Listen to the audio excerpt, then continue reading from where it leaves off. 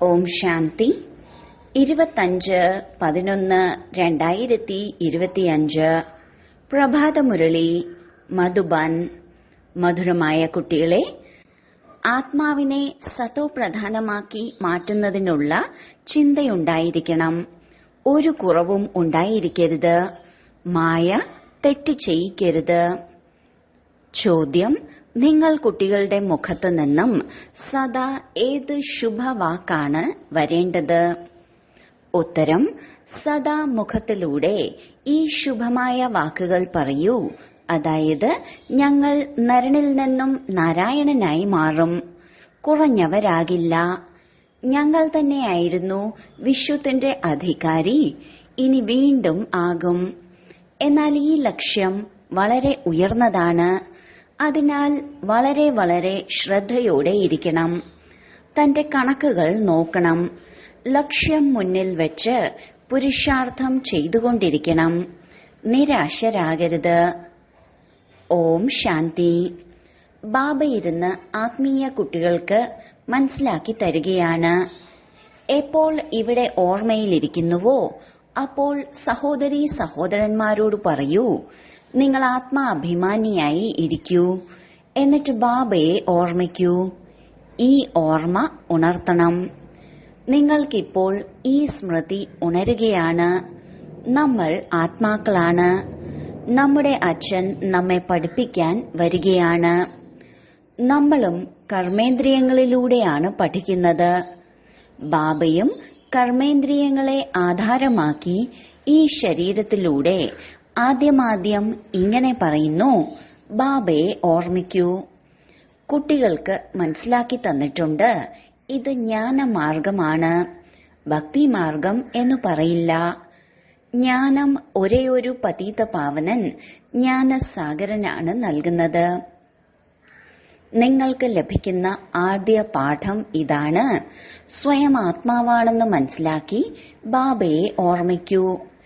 ഇത് വളരെ അത്യാവശ്യമാണ്. മറ്റൊരു സത്സംഗത്തിലും ആർക്കും ഇങ്ങനെ പറയാൻ കഴിയില്ല. ഇന്നത്തെ കാലത്ത് ഒരുപാട് വ്യാജ സംഘടനകൾ ഉണ്ട്. നിങ്ങളിൽ നിന്ന് കേട്ട് ആരെങ്കിലും പറഞ്ഞാലും അർത്ഥം മനസ്സിലാകില്ല. മനസ്സിലാക്കാനുള്ള ബുദ്ധിയുണ്ടാവില്ല. ബാബ നിങ്ങളോട് മാത്രമാണ് ഇത് പറയുന്നത്. അതായത്, പരിധിയില്ലാത്ത അച്ഛനെ ഓർമ്മിക്കൂ, എങ്കിൽ വികർമ്മം വിനാശമാകും. വിവേകവും പറയുന്നുണ്ട്, ഇത് പഴയ ലോകമാണ്. പുതിയ ലോകവും പഴയ ലോകവും തമ്മിൽ ഒരുപാട് വ്യത്യാസമുണ്ട്. അത് പാവനമായ ലോകമാണ്, എന്നാൽ ഇത് പതീതമായ ലോകമാണ്. അല്ലയോ പതീത പാവന, വരൂ, വന്ന് പാവനമാക്കി മാറ്റൂ എന്ന് പറഞ്ഞ് വിളിക്കുന്നുമുണ്ട്. എന്നെ മാത്രം ഓർമ്മിക്കൂ എന്ന് ഗീതയിലും ഉണ്ട്. ദേഹത്തിന്റെ മുഴുവൻ സംബന്ധങ്ങളെയും ഉപേക്ഷിച്ച് സ്വയം ആത്മാവാണെന്ന് മനസ്സിലാക്കൂ. ഈ ദേഹത്തിന്റെ സംബന്ധങ്ങൾ മുൻപ് ഉണ്ടായിരുന്നില്ല. നിങ്ങൾ ആത്മാക്കൾ ഇവിടെ വരുന്നത് പാട്ടഭിനയിക്കാനാണ്. ഒറ്റയ്ക്കാണ് വന്നത്, ഒറ്റയ്ക്ക് തന്നെ പോകണം എന്ന ഗീതവുമുണ്ട്. ഇതിന്റെ അർത്ഥം മനുഷ്യർ മനസ്സിലാക്കുന്നില്ല. ഇപ്പോൾ നിങ്ങൾക്ക് പ്രാക്ടിക്കലായി അറിയാം. ഓർമ്മയുടെ യാത്രയിലൂടെ അഥവാ ഓർമ്മയുടെ ബലത്തിലൂടെ ഇപ്പോൾ നമ്മൾ പവിത്രമായി മാറുകയാണ്. അത് ഹഠയോഗമാണ്. അതിലൂടെ മനുഷ്യർ അല്പകാലത്തിലേക്ക് ആരോഗ്യവാനായിരിക്കുന്നു. സത്യുഗത്തിൽ നിങ്ങൾ എത്ര ആരോഗ്യവാന്മാരായാണ് ഇരിക്കുന്നത്. ഹഠയോഗത്തിന്റെ ആവശ്യമില്ല. ഇതെല്ലാം ഇവിടെ ഈ മോശമായ ലോകത്തിലാണ് ചെയ്യേണ്ടത്. ഇത് പഴയ ലോകമാണ്. സത്യുഗം പുതിയ ലോകമായിരുന്നു. അത് കഴിഞ്ഞുപോയി. അവിടെ ഈ ലക്ഷ്മി നാരായണന്മാരുടെ രാജ്യമായിരുന്നു. ഇതാർക്കും അറിയില്ല. അവിടെ ഓരോ വസ്തുവും പുതിയതാണ്. ഉണരൂ പ്രിയതമകളെ, ഉണരൂ എന്ന് ഗീതവുമുണ്ടല്ലോ. നവയുഗമാണ് സത്യയുഗം, പഴയ ലോകമാണ് കലിയുഗം. ഇപ്പോൾ ഇതിനെ സത്യയുഗം എന്നു പറയില്ല. ബാബ സ്മൃതി ഉണർത്തിത്തന്നു, ഇപ്പോൾ കലിയുഗമാണ്. നിങ്ങൾ സത്യയുഗത്തിനായാണ് പഠിക്കുന്നത്. ഈ പഠിപ്പിലൂടെ നിങ്ങൾ പുതിയ ലോകത്തിൽ രാജ്യപദവി പ്രാപ്തമാക്കും എന്ന് പറഞ്ഞ് പഠിപ്പിക്കുന്ന മറ്റാരും ഉണ്ടാകില്ല. ആർക്കും പറയാൻ കഴിയില്ല. നിങ്ങൾ കുട്ടികളിൽ ഓരോ കാര്യത്തിന്റെയും ഓർമ്മ ഉണർത്തുകയാണ്. തെറ്റ് ചെയ്യരുത്. ബാബ എല്ലാവർക്കും മനസ്സിലാക്കി തന്നുകൊണ്ടിരിക്കുന്നു. എവിടെ വേണമെങ്കിലും ഇരുന്നോളൂ, ജോലികൾ ചെയ്തോളൂ, എന്നാൽ ആത്മാവാണെന്ന് മനസ്സിലാക്കി ചെയ്യൂ. ജോലി കാര്യങ്ങളിൽ അല്പം ബുദ്ധിമുട്ടുണ്ടെങ്കിൽ എത്ര സാധിക്കുമോ അത്രയും സമയമെടുത്ത് ഓർമ്മയിലിരിക്കൂ. എങ്കിലേ ആത്മാവ് പവിത്രമാകൂ. മറ്റൊരു ഉപായവുമില്ല. നിങ്ങൾ രാജയോഗം പഠിക്കുകയാണ് പുതിയ ലോകത്തിലേക്കായി. കലിയുഗത്തിലെ ആത്മാക്കൾക്ക് അവിടേക്ക് പോകാൻ സാധിക്കില്ല. മായ ആത്മാവിന്റെ ചിറകിനെ മുറിച്ചിരിക്കുകയാണ്. ആത്മാവ് പറക്കുമല്ലോ. ഒരു ശരീരം വിട്ട് അടുത്തത് എടുക്കുന്നു. ആത്മാവാണ് ഏറ്റവും വേഗത കൂടിയ റോക്കറ്റ്. നിങ്ങൾ കുട്ടികൾക്ക് ഈ പുതിയ പുതിയ കാര്യങ്ങൾ കേട്ട് അത്ഭുതം തോന്നുന്നു. ആത്മാവ് എത്ര ചെറിയ റോക്കറ്റാണ്. അതിൽ 84 ജന്മങ്ങളുടെ പാർട്ട് അടങ്ങിയിട്ടുണ്ട്. ഇങ്ങനെയുള്ള കാര്യങ്ങൾ മനസ്സിൽ ഓർമ്മിക്കുന്നതിലൂടെ ഉത്സാഹമുണ്ടാകും. സ്കൂളിൽ വിദ്യാർത്ഥികളുടെ ബുദ്ധിയിൽ അഭ്യസിച്ച വിദ്യ ഓർമ്മ നിൽക്കുമല്ലോ. നിങ്ങളുടെ ബുദ്ധിയിൽ ഇപ്പോൾ എന്താണ്? ബുദ്ധി ശരീരത്തിലല്ല, ആത്മാവിൽ തന്നെയാണ് മനസ്സും ബുദ്ധിയും. ആത്മാവ് തന്നെയാണ് പഠിക്കുന്നത്. ജോലി കാര്യങ്ങളെല്ലാം ചെയ്യുന്നതും ആത്മാവാണ്. ശിവബാബയും ആത്മാവാണ്. എന്നാൽ പരമാത്മാവ് എന്നാണ് വിളിക്കുന്നത്. ബാബ ജ്ഞാനസാഗരനാണ്. ബാബ വളരെ ചെറിയ ബിന്ദുവാണ്. എന്താണോ ആ ബാബയിലുള്ള സംസ്കാരം അതുതന്നെയാണ് നിങ്ങൾ കുട്ടികളിൽ നിറയുന്നത് എന്നതും ആർക്കും അറിയില്ല. ഇപ്പോൾ നിങ്ങൾ യോഗബലത്തിലൂടെ പാവനമായി മാറുന്നു. അതിനായി പുരുഷാർത്ഥം ചെയ്യണം. ഞാൻ തോറ്റുപോകുമോ എന്ന പേടി പഠിപ്പിൽ ഉണ്ടാകാറുണ്ട്. ഇതിൽ ഒന്നാമത്തെ വിഷയം തന്നെ ഇതാണ്. അതായത് നാം ആത്മാക്കൾ സതോ പ്രധാനമായി മാറണം. ഒരു കുറവും ഉണ്ടാകരുത്. ഇല്ലെങ്കിൽ തോറ്റുപോകും. മായ നിങ്ങളെ എല്ലാ കാര്യവും മറപ്പിക്കും. ആത്മാവ് ചാർട്ട് വെക്കണം എന്നാഗ്രഹിക്കുന്നുണ്ട്. മുഴുവൻ ദിവസത്തിലും ഒരു ആസുരീയ കാര്യവും ചെയ്യരുത്. എന്നാൽ മായ ചാർട്ട് വെക്കാൻ അനുവദിക്കുന്നില്ല. നിങ്ങൾ മായയുടെ വലയിൽ പെടുന്നു. കണക്ക് വെക്കണം എന്ന് മനസ്സ് പറയുന്നുണ്ട്. വ്യാപാരികൾ എപ്പോഴും ലാഭനഷ്ടത്തിന്റെ കണക്ക് വെക്കാറുണ്ട്.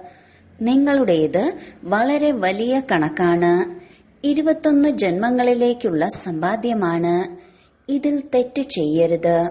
കുട്ടികൾ ഒരുപാട് അശ്രദ്ധരാവുന്നുണ്ട്. ഈ ബാബയെ നിങ്ങൾ സൂക്ഷ്മവതനത്തിലും സ്വർഗത്തിലും കാണുന്നുണ്ട്. ബാബയും ഒരുപാട് പുരുഷാർത്ഥം ചെയ്യുന്നുണ്ട്. അത്ഭുതപ്പെടുകയും ചെയ്യുന്നു. ബാബയുടെ ഓർമ്മയിൽ കുളിക്കുന്നു, ഭക്ഷണം കഴിക്കുന്നു, എന്നിട്ടും മറന്നുപോകുന്നു.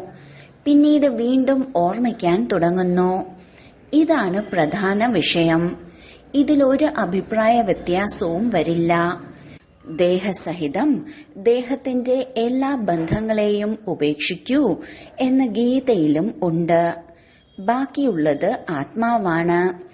ദേഹത്തെ മറന്ന് സ്വയം ആത്മാവാണെന്ന് മനസ്സിലാക്കൂ.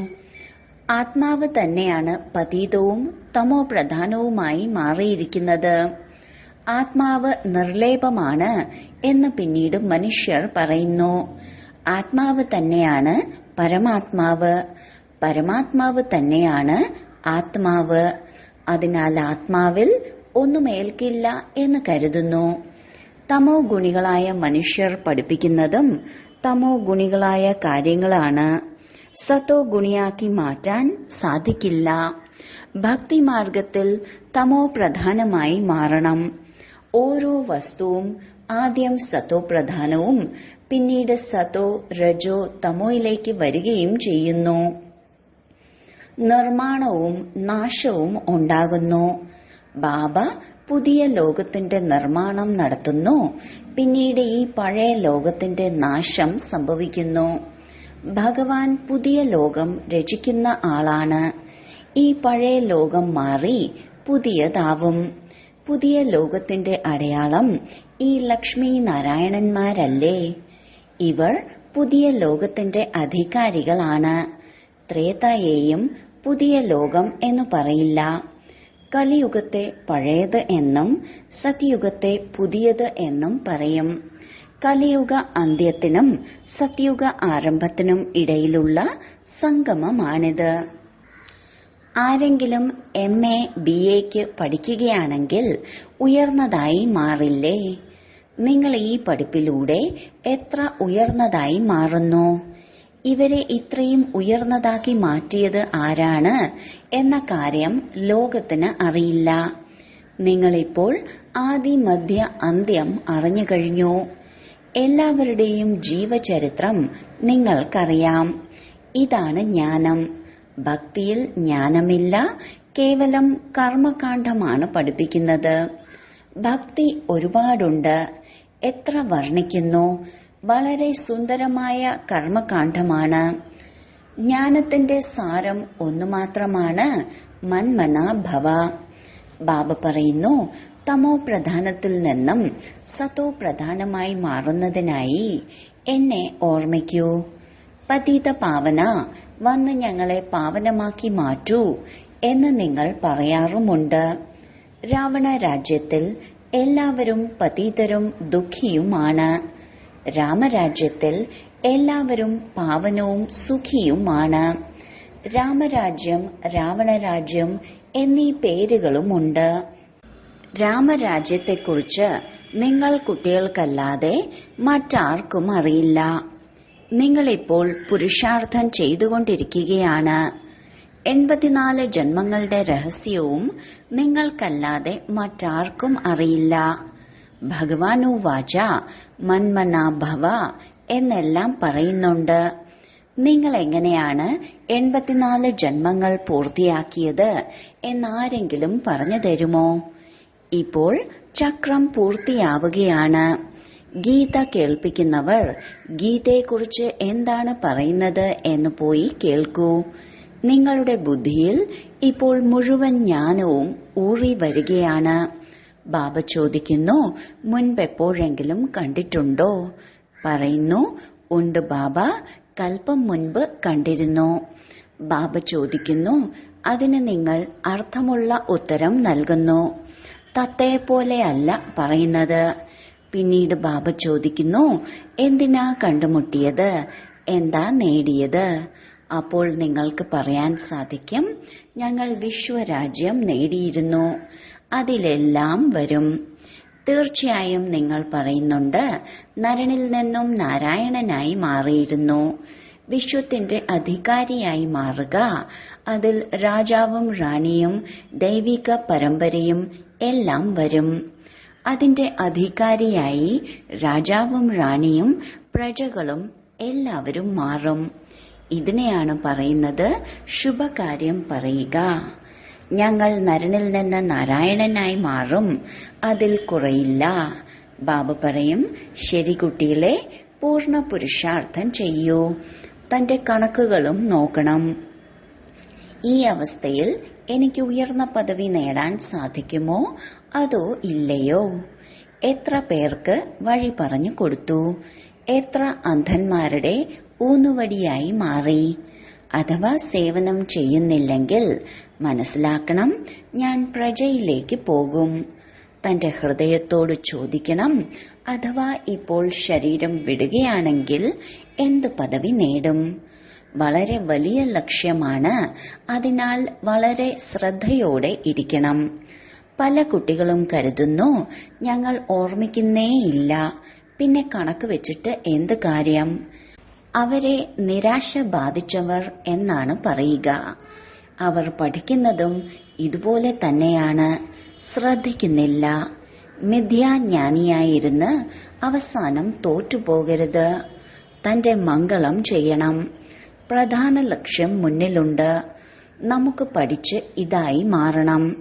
ഇതും അത്ഭുതമല്ലേ? കലിയുഗത്തിൽ രാജ്യപദവിയില്ല. സത്യുഗത്തിൽ പിന്നീട് ഇവരുടെ രാജ്യം എങ്ങനെ ഉണ്ടായി? എല്ലാത്തിന്റെയും ആധാരം പഠിപ്പാണ്. ദേവന്മാരുടെയും അസുരന്മാരുടെയും യുദ്ധം നടന്നു. ദേവതകൾ വിജയിച്ച് രാജ്യം നേടി എന്നല്ല. ഇപ്പോൾ ദേവന്മാരും അസുരന്മാരും തമ്മിലുള്ള യുദ്ധം എങ്ങനെ സാധ്യമാകും? കൗരവരും പാണ്ഡവരും തമ്മിലുള്ള യുദ്ധം നടക്കുന്നില്ല. യുദ്ധത്തിന്റെ കാര്യം തന്നെ നിഷേധിക്കേണ്ടതാണ്. ആദ്യം ഈ മാതാക്കളോട് ബാബ പറയുന്നു, ദേഹത്തിന്റെ എല്ലാ സംബന്ധങ്ങളും ഉപേക്ഷിച്ച് സ്വയം ആത്മാവാണെന്ന് മനസ്സിലാക്കൂ. നിങ്ങൾ ആത്മാക്കൾ അശരീരിയായാണ് വന്നത്. ഇപ്പോൾ വീണ്ടും തിരിച്ചു പോകണം. പവിത്ര ആത്മാക്കൾക്കേ തിരിച്ചു പോകാൻ സാധിക്കൂ. തമോ പ്രധാനമായ ആത്മാക്കൾക്ക് പോകാൻ കഴിയില്ല. ആത്മാവിന്റെ ചിറക് ഒടിഞ്ഞിരിക്കുകയാണ്. മായ പതീതമാക്കി മാറ്റി. തമോ പ്രധാനമായതിനാൽ ഇത്രയും ദൂരെ പവിത്രമായ സ്ഥാനത്തേക്ക് പോകാൻ കഴിയില്ല. ഇപ്പോൾ നിങ്ങളുടെ ആത്മാവ് പറയും, വാസ്തവത്തിൽ നമ്മൾ പരംധാമത്തിൽ വസിക്കുന്നവരാണ്.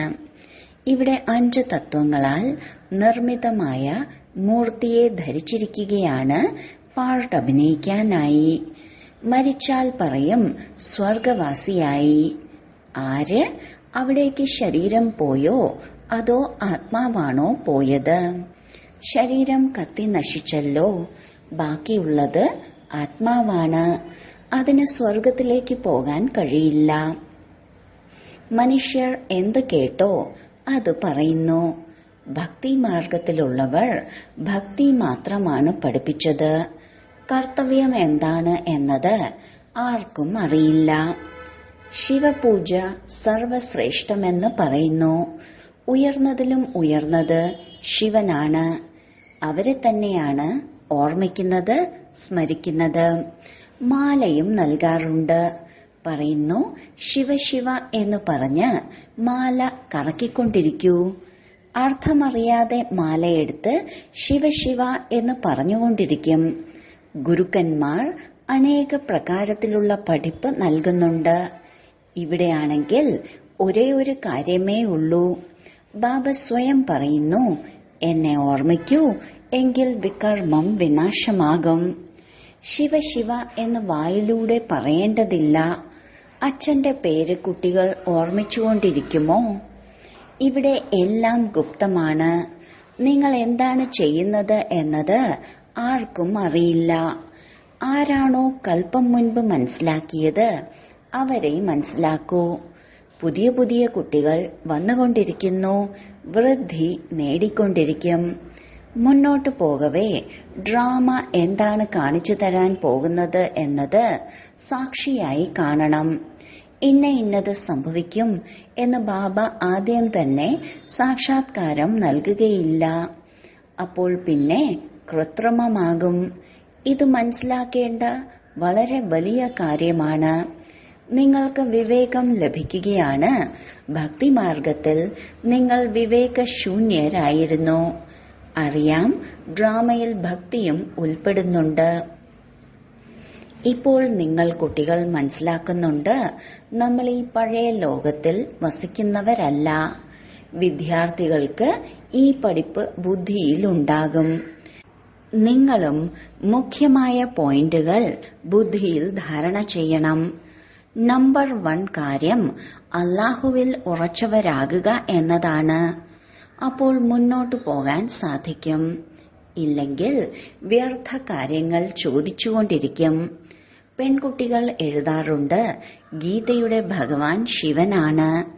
ഈ കാര്യം വളരെ ശരിയാണ് എന്ന് ഇന്നയാൾ എഴുതി തന്നു. ഇങ്ങനെ പറയുന്നുമുണ്ട്. എന്നാൽ ബുദ്ധിയിൽ ഒന്നും ഇരിക്കുന്നുണ്ടാകില്ല. അഥവാ ബാബ വന്നിരിക്കുന്നു എന്ന് മനസ്സിലാക്കിയാൽ ഇങ്ങനെയുള്ള ബാബയെ എനിക്ക് ചെന്ന് കാണണം, സമ്പത്തെടുക്കണം എന്ന് പറയും.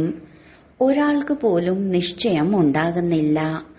പെട്ടെന്ന് ഒരാളുടെ പോലും കത്ത് വരുന്നില്ല. ജ്ഞാനം വളരെ നല്ലതാണ് എന്നെഴുതുന്നുണ്ട്. പക്ഷേ ആഹാ, ഇങ്ങനെയുള്ള ബാബയാണ്, ഇത്രയും കാലം അകന്നിരുന്നു, ഭക്തിമാർഗത്തിൽ ക്ഷീണിച്ചുപോയി. ഇപ്പോൾ ആ ബാബ വിശ്വത്തിന്റെ അധികാരിയാക്കാൻ വന്നിരിക്കുന്നു എന്ന് പറയത്തക്ക രീതിയിൽ ധൈര്യമില്ല. എങ്കിൽ ഓടി വരും, മുന്നോട്ടു പോകവേ വരും. അഥവാ ബാബയെ മനസ്സിലാക്കി ഉയർന്നതിലും ഉയർന്നത് ഭഗവാനാണ് എങ്കിൽ അവരുടേതായി മാറൂ. അവരുടെ വാതിൽ തുറക്കുന്ന രീതിയിലായിരിക്കണം മനസ്സിലാക്കി കൊടുക്കാൻ. ശരി, വളരെ കാലത്തെ വേർപാടിന് ശേഷം തിരികെ കിട്ടിയ മധുരമധുരമായ കുട്ടികൾക്ക് മാതാപിതാവായ ബാബ്ദാദയുടെ സ്നേഹസ്മരണകളും സുപ്രഭാതവും. ആത്മീയ അച്ഛന്റെ ആത്മീയ കുട്ടികൾക്ക് നമസ്കാരം. ധാരണയ്ക്കുള്ള മുഖ്യസാരം: 1. ജോലി കാര്യങ്ങൾ ചെയ്തുകൊണ്ടും ആത്മാവിനെ പാവനമാക്കി മാറ്റുന്നതിനായി സമയം കണ്ടെത്തി ഓർമ്മയിലിരിക്കുന്നതിനുള്ള പരിശ്രമം ചെയ്യണം. ഒരിക്കലും ഒരു പ്രകാരത്തിലുമുള്ള ആസുരീയ കർമ്മം ചെയ്യരുത്. 2. തന്റെയും മറ്റുള്ളവരുടെയും മംഗളം ചെയ്യണം. പഠിപ്പ് പഠിക്കുകയും പഠിപ്പിക്കുകയും വേണം. മിഥ്യാജ്ഞാനിയായി മാറരുത്. ഓർമ്മയുടെ ബലം ശേഖരിക്കണം. വരദാനം: പേരിന്റെയും പ്രശസ്തിയുടെയും ത്യാഗത്തിലൂടെ സർവരുടെയും സ്നേഹം പ്രാപ്തമാക്കുന്ന വിശ്വത്തിലെ ഭാഗ്യവിധാതാവായി ഭവിക്കട്ടെ. ഏതുപോലെ ബാബ നാമരൂപത്തിൽ നിന്ന് വേറിട്ടതാണെന്ന് പറയുമ്പോഴും ഏറ്റവും അധികം പേരുടെ മഹിമയുള്ളത് ബാബയ്ക്കാണ്. അതുപോലെ നിങ്ങളും അല്പകാലത്തെ പേരിലും പ്രശസ്തിയിലും നിന്ന് വേറിട്ടവരായിരുന്നാൽ സദാകാലത്തേക്ക് സ്വതവേ സർവർക്കും പ്രിയപ്പെട്ടവരായി മാറും. ആരാണോ പേരിന്റെയും പ്രശസ്തിയുടെയും യാചനയുടെ ത്യാഗം ചെയ്യുന്നത് അവർ വിശ്വത്തിന്റെ ഭാഗ്യവിധാതാവായി മാറും. കർമ്മത്തിന്റെ ഫലം സ്വതവേ നിങ്ങളുടെ മുന്നിൽ സമ്പന്ന സ്വരൂപത്തിൽ വരും. അതിനാൽ അല്പകാലത്തിന്റെ ഇച്ഛ മാത്രം അവിദ്യയാകൂ. പാകമല്ലാത്ത ഫലം കഴിക്കരുത്.